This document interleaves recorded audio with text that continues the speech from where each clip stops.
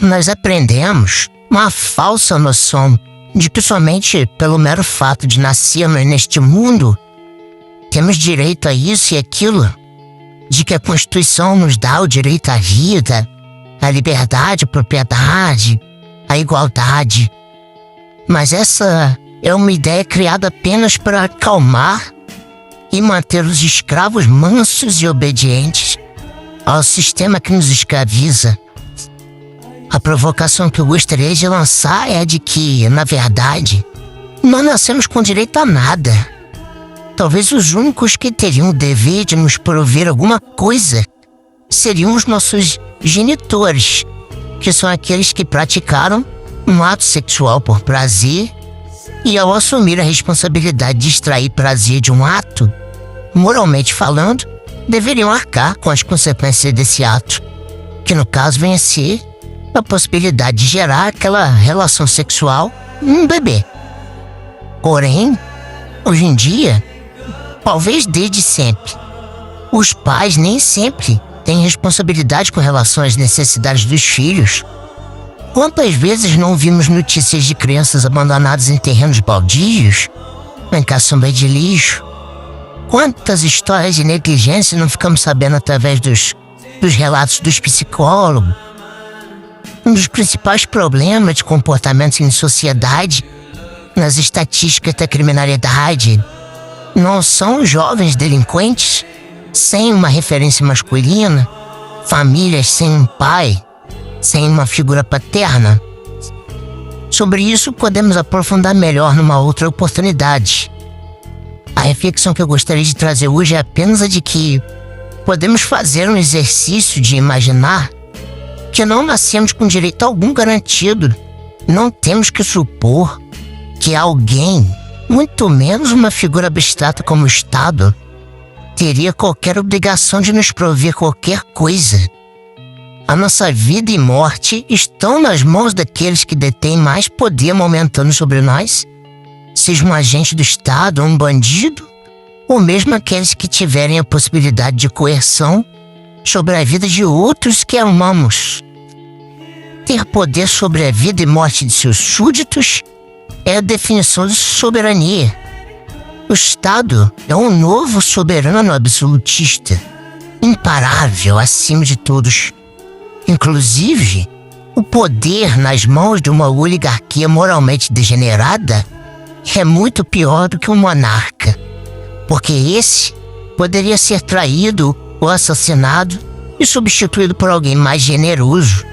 Mas a caterva de burocratas ineptos, quando agem em grupo, assim como aconteceu no nazismo e nos absurdos comunistas, são capazes de crueldades que fariam os demônios vomitarem de nojo, por causa do fenômeno da validação tribal.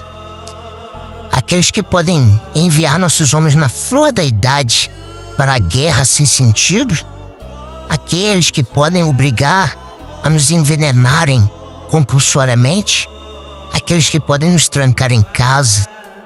Tudo isso vemos acontecer sem nenhuma possibilidade de refutação, que é um dado cabal da realidade. Mas o ponto onde quero chegar é que esses direitos escritos em um papel publicamente difundido, como algo oficial chamado Constituição, é nada mais do que isto, um papel. A diferença é que sua validade se diz ser garantida por uma entidade difusamente aceita, como é o caso do que chamamos governo. Mas quem governa faz exatamente o que o nome diz, governa, e não é governado. Em tese, esse papel deve estabelecer limites para o próprio governo. Mas olhem só que contradição mais ingênua. Aqueles que já estão no poder editam e aprovam um papel que irá restringir seus próprios poderes? Quão ridículo é depositar alguma fé nisso? Um papel que estabelece que as pessoas que nascem em território nacional teriam direito à vida, à liberdade, propriedade, igualdade, é sumariamente ignorado diariamente, e por algumas razões que não vale a pena explicar agora, como escola, mídia, universidade. Por essas razões, os escravos nunca se convencem de que esse papel não vale nada. Na verdade, vale apenas para ludibriar os que ainda estão dormindo, né? Mesmo tendo suas vidas ceifadas pelo Estado, mesmo tendo sua liberdade restrita pelo Estado, mesmo tendo sua propriedade expropriada pelo Estado, mesmo tendo um tratamento absolutamente desigual, infligido pelo próprio Estado, uma vez que entre o indivíduo e o Estado já existe uma monstruosa relação de desigualdade de poderes e meios de ação, mesmo com todas essas demonstrações de que não há direitos garantidos, os governados não acordam para a realidade de que nós nascemos escravos e que o único ente que realmente tem alguma obrigação de fazer algo por nós somos nós mesmos. Se nós não lutarmos pela própria vida, se não lutarmos por caminhos mentais para alcançar a própria liberdade, se não buscarmos por meios de defender nossa propriedade, por meio de sermos iguais àqueles que foram realmente livres, jamais teremos qualquer coisa na sua vida. Pior ainda, jamais teremos sequer uma alma para chamar de nossa. Fazer as pessoas crerem que elas nascem com qualquer direito é o primeiro crime contra a humanidade. Vejam bem, a maior distinção que temos das demais criaturas é a capacidade de raciocinar e verbalizar. Porém, se temos confiscado e censurado a possibilidade de pensar e dizer, temos a própria humanidade roubada. Nos transformam em animais e nos encerram em fazendas urbanas. Um crime ainda mais refinado é o de incutir no imaginário coletivo a sensação de que somos todos consumidores.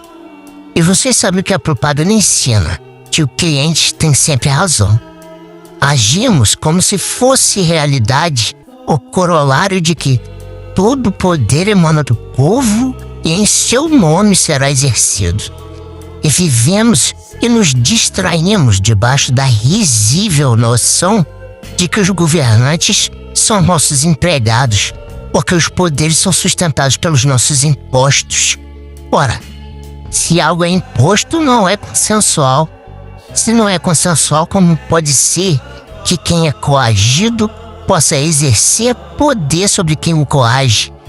Essa ideia de viver como se fôssemos clientes de uma grande loja chamada Brasil e que os serviços públicos deveriam estar ao nosso dispor, esperando para nos servir da melhor forma, é a principal causa da doença social e de comportamento coletivo que vemos nos nossos dias. Essa ideia de melhorar os serviços públicos, de mudar as coisas através do voto, é uma puta cenoura de burro. Mas chega uma hora que a mente humana cansa de tanto teatro. Mesmo os mais preguiçosos e cretinos são comprimidos pela sua própria natureza. E as pessoas estão enlouquecendo, se tornando cínicas e violentas, narcisistas, psicopáticas ou indiferentes aos sofrimentos alheios, porque a mente tem seus caminhos para se resguardar. Quando sofremos um trauma muito forte, o eu, o self, se fragmenta e cria diversas identidades distintas, cada qual respondendo a gatilhos e estímulos, sempre mantendo a memória das experiências traumáticas sufocadas em compartimentos mentais pouco acessíveis. É uma estratégia da mente para sobreviver.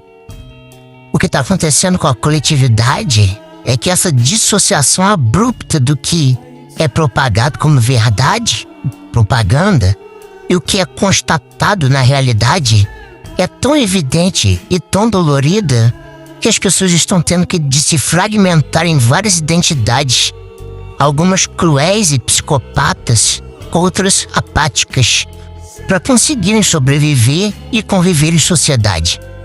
Eles precisam afogar o que lhes resta de humanidade racional, que critica e enxerga e racionaliza o grande engano do mundo, e precisam fazer emergir um personagem que transita no mundo das ilusões como se ainda acreditasse em tudo, porém agindo como um robô pré-programado para agir e reagir de maneiras perfeitamente esperadas socialmente, conforme a programação, diante dos diferentes estímulos e interações da vida cotidiana, na fila, no trânsito, no trabalho.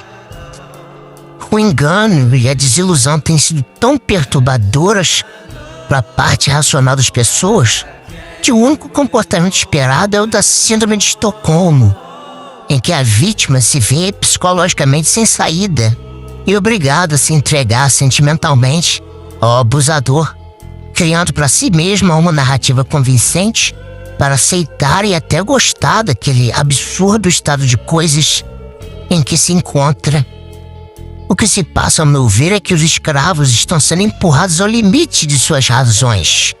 E aqueles que se negam a admitir toda essa desgraça da realidade estão se apaixonando pelo estado abusador, enquanto descarregam toda sua frustração, desilusão e repressão emocional sobre seu próximo, seus pares escravos, ou seja, os seus companheiros de opressão, os pobres desconhecidos com quem esses NPCs convivem em suas duplas realidades terríveis.